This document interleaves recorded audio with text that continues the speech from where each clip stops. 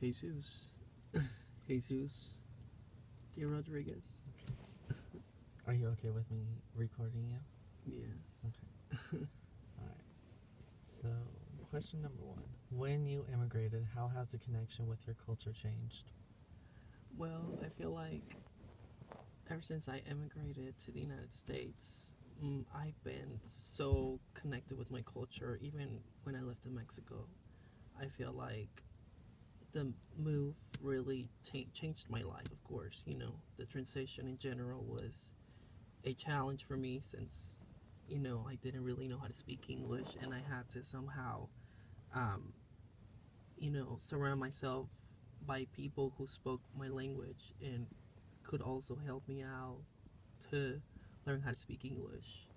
So I feel like in general my culture hasn't really changed in any shape or form. Okay. So I feel like it's really good to just stay true to you and your roots. You know what I mean? Mm-hmm. So yeah. Alright. Question number two. How is school different there than here? Oh, in Mexico, school is a lot different, of course, than here. I would say there's at least two things that I didn't really like about my school in Mexico, of course, and in California as well. So the first one of the things that I didn't like about my school in Mexico was the fact that people out there are a lot more judgmental than they are here in America. Um, Here, it's a lot calmer than how I actually experienced school, what it's like to go to school in Mexico. So, but overall, I feel like um, I got to I got to actually stay more true to myself here in in America than in Mexico, since it was it's just it's like a different culture out here. So yeah. Okay. Alright. Question number three. What kind of goals do you think you would have had if you never migrated? Um, I probably would have stayed in Mexico, but I would have also traveled to the United States and other countries around the world, and probably become a dentist, or a doctor. I always wanted to be a doctor, and that still remains one of my biggest goals in life. Um, but as far as being in the medical field, I feel like um, I don't know. I feel like just being a certified nursing assistant for now would be the first step for me in order for me to get to that career that I always dreamed of. So I'm definitely not giving up on it. If not, then I'll probably just stick to theater, since I love to sing and I love to act myself. So Okay. yeah. Alright. Question number four. When did you migrate? What age and why? Um, when did I migrate? I migrated to the United States about 9 years ago, back in 2006. Mm-hmm. I was 15, like barely turned 15 at the time. I had my 15th birthday party in Mexico, and then 2 weeks after I turned 15, I came to the United States. But I've also been in the United States for, I have visited before, but to live permanently in the States was exactly 9 years ago. And the main reason why we moved out here was because of my mom's side of the family. Um, because we somehow wanted to have more of that connection with them, since I got to spend most of my life with my dad's side in Mexico. So, you know, Alright. pretty much. Another question. Do you remember any important events going on in your country while you were migrating? Um, the well, no, I'm not really into politics myself, but I do remember that they were electing Mexico's new president at the time.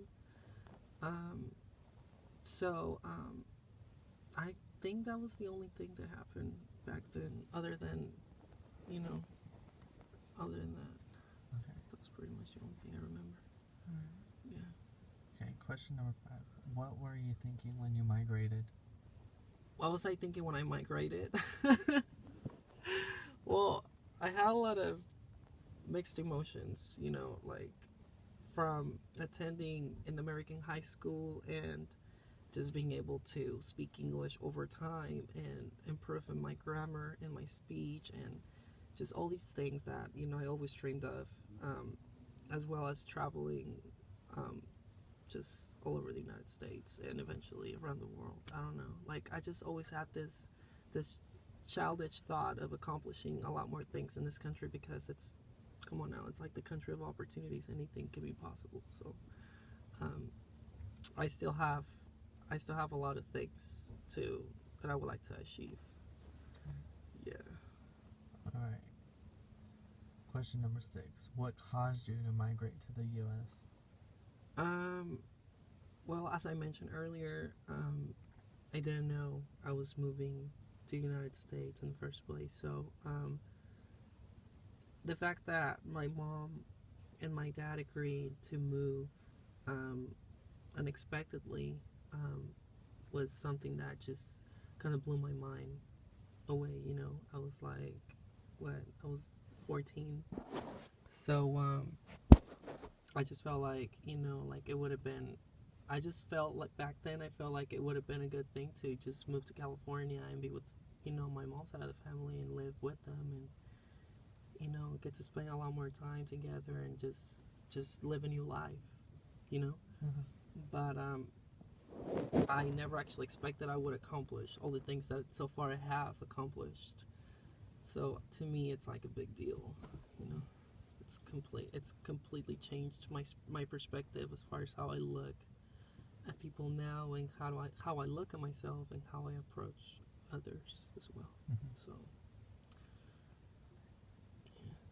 All right. Question number 7. What was the financial situation before and after immigrating? well, in Mexico we were very financially stable. Don't get me wrong. My dad had a really good job back then. It was actually owned by Americans from San Diego, in Baja. So when when we first moved to California, I knew that we weren't financially stable. We had to literally start off from nothing again Mm-hmm. in a new country, and somehow just, you know, work our way up. Eventually, you know, started just doing, you know, bigger things. So I feel like where I am now in life, it's all because of my parents. You know, I owe it all to God and my parents because if it wasn't for them, I don't even think I would be here. So, yeah. Or have the job that I have currently. All right. So, yeah, very thankful. All right. Question number 8. What made you decide what part of the U.S. to migrate to? Can you repeat the question again? What made you decide what part of the U.S. to migrate to? What made me decide what part of the U.S. to migrate to? Well, like I said, I didn't really decide. It wasn't really on me. Mm-hmm. It was mostly upon my parents' decision. So I feel like them telling, you know, not only myself and my siblings that about this unexpected just, you know, move to the U.S. You know, we didn't really have any other choice but just, you know, but to tag along. So we ended up in Sacramento. You know. All right. Question number 9. Compare and contrast living in the U.S. to where you immigrated from. Compare and contrast. Well, I mean, I come from a third world country myself, so there's a lot of limitations out there than here. You know, you can go to a shelter and they'll provide food and water for you. Out there, it's a lot rougher, if that's the right word to use. You know, it's a lot just it's a lot more difficult to go through programs like that or you know, get any benefits from the government. You know, So I feel like just being here in general, it's a blessing compared to most countries around the world where freedom's not really um, something that you know people would usually find in their native countries. So I just feel like being here in general is amazing. Question number 10. How does living in the U.S. differ from how you imagined it would be before immigrating? Well, that's a very interesting question because when I first moved to the U.S., I I always had this thought that it would be more of like a Disneyland looking, type of environment. So I don't know, like, the first, the only thing I can tell you is that the first thing I saw about the U.S. and that really attracted me and drawn me to the U.S. Was the fact that I saw everything like green. Like I saw nothing but green. Like the grass was green. There was a lot of green everywhere. Compared to where I lived, it was mostly, like we lacked a lot of resources and stuff. So, um, our communities were, you know, third class. So, I mean, to live in the U.S. and know that, it still somehow, looks like a, like a, like a Disneyland to me. I think it's, I still think it's beautiful. Yeah. Right. Question number 11. What does love mean in your country? Love. Um, love. You mean like explain yourself more? Like, Like, is there a difference of love here than love in where you came from? well, in the sense that there's, I mean, I could compare love to equality. You know, um, out here there's equality. Out there isn't. Mm-hmm. So, I think I can. I think I pretty much explain myself by just stating that. Because out there they can be a lot more judgmental than out here. So there's really no actual meaning to explain what love means in Mexico and compared to the United States. Yeah. So I mean it's very unfortunate, but you know. Question number 12. Are there any symbolic symbols in your country? What do they mean and what do they represent? Well, in the Mexican flag, we have an eagle on it, holding a serpent or eating the serpent, um, standing on top of this cactus, where Mexico City was found, where the eagle's located, holding the serpent, eating the serpent, and the cactus is in the middle of this lake, where Mexico City was, built, and eventually the locals and the Aztecs at that time started building this beautiful foundation, this beautiful city. So they kind of forced the lake to build houses and just start building a big community, which eventually became one of the biggest cities in the world, which is now Mexico City. So that's basically what the Mexican flag represents, and that's like literally Mexico's heart, where Mexico City is located as well. So, as far as I know, that's like the only thing that I know from my country, and something that symbolizes, where Mexico was built and where they started off. All these little tribes, especially the Aztecs, because they're very important in Mexican history. So yeah. Question number 13. How much does American culture differ from where you came from? A lot. A lot. I mean, there's parts of Mexico where you like literally you would see nothing but Americans. Mhm. Like let's say you go to like let's say you go to some neighborhoods in different cities in Mexico, like Cabo San Lucas or Mazatlan or Acapulco, Cancun, Rosarito. Um, there's literally a huge American population down there, especially in Puerto Vallarta. Never been there, but I've heard that most American retirees move down there because of the living and just the quality of life and stuff. But out here, I don't know. I mean, I just feel like I personally find it better Mhm. for not only myself but anyone who would like to start a better future in such a very developed country as America. You know. So yeah, definitely. Going back to that question. I'm sorry if I'm like off of topic, but it's a huge. There's like a huge difference between both of them. Sorry if I was off topic for a minute. All right. Yeah.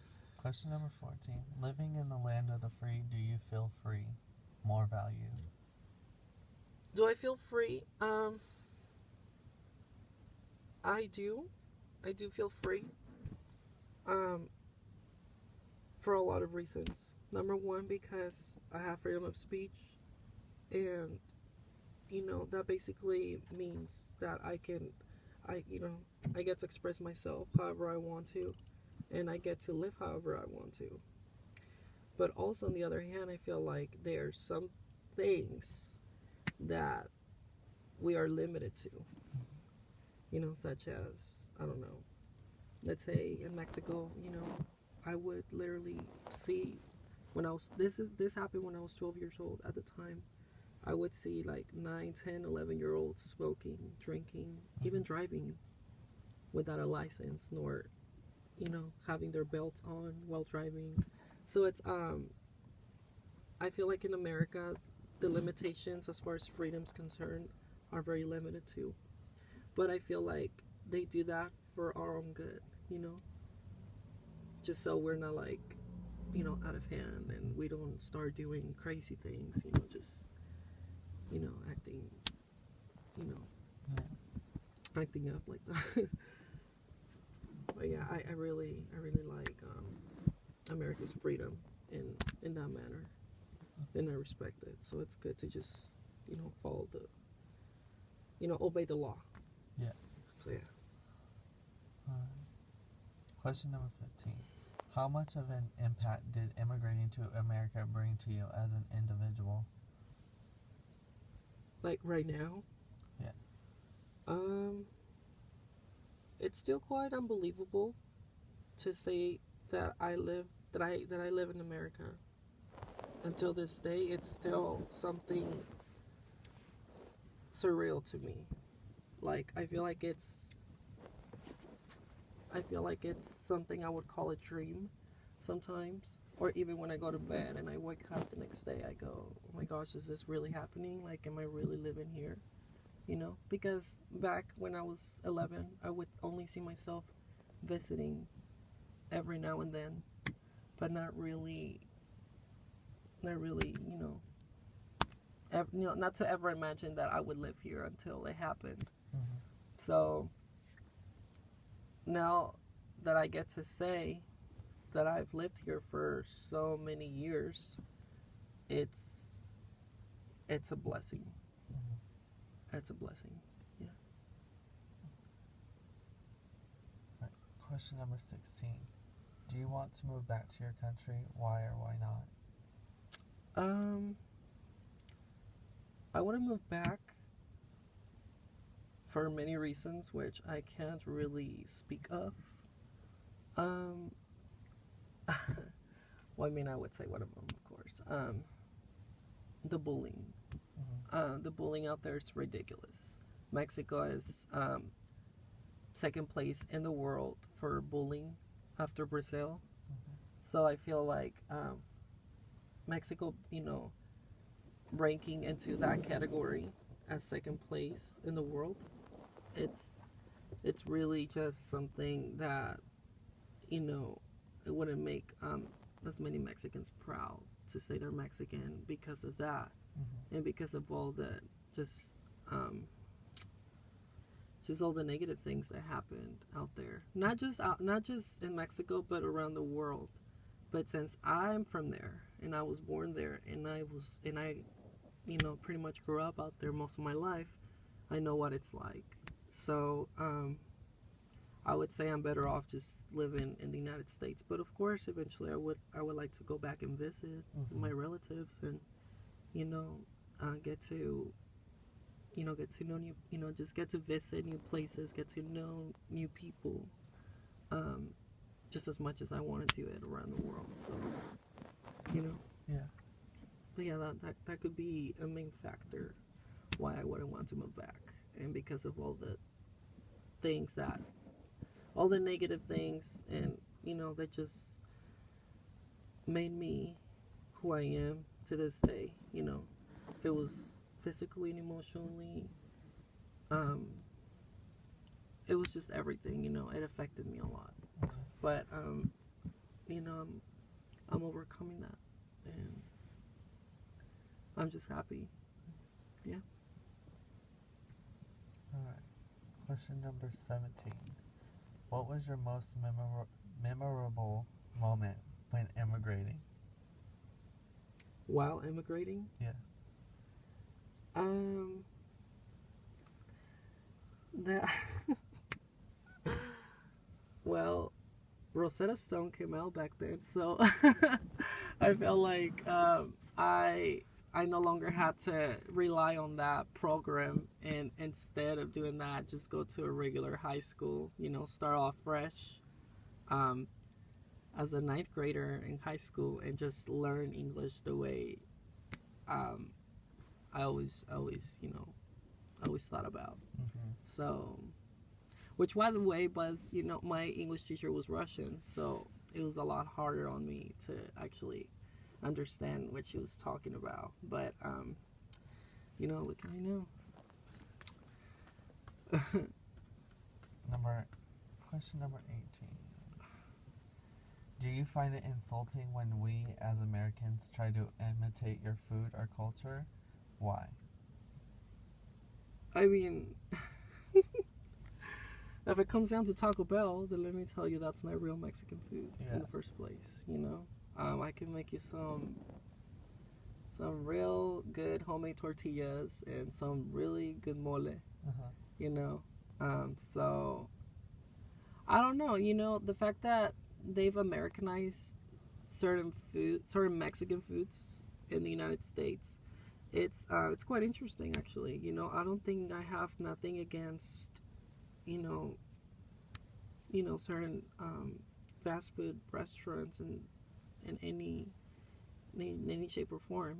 I just feel like they want to try out their own thing. Okay, more power to you. But all I know is that I know what real Mexican food looks like. Yeah. Well, I mean, I'm Mexican myself. What can I tell you? So what else can I say? But yeah, but I like it. Alright, question number 19. In a cultural aspect, are the norms in America something that would be considered tolerable where you immigrated from, and why?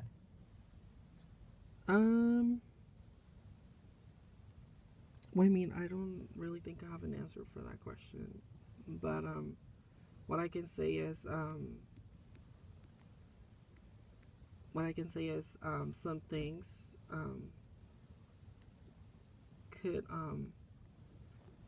could be, oh no,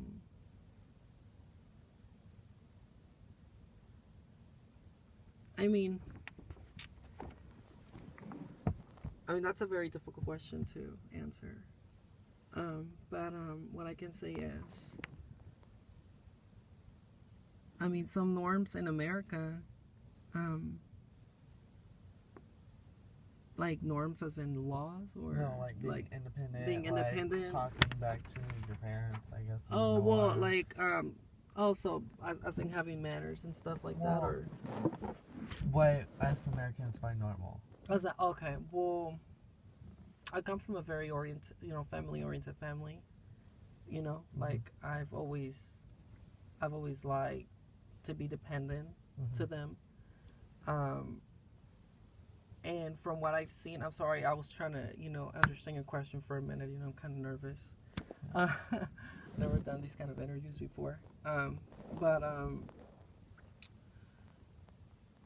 I mean, the fact that you guys, as soon as you turn 18, most of you guys are like literally out of your parents' house for good, because you guys just want to be independent. Mexicans, on the other hand, like to be very dependent to our families, even if we're like over 21. We like to help each other out. We like to just be with our family,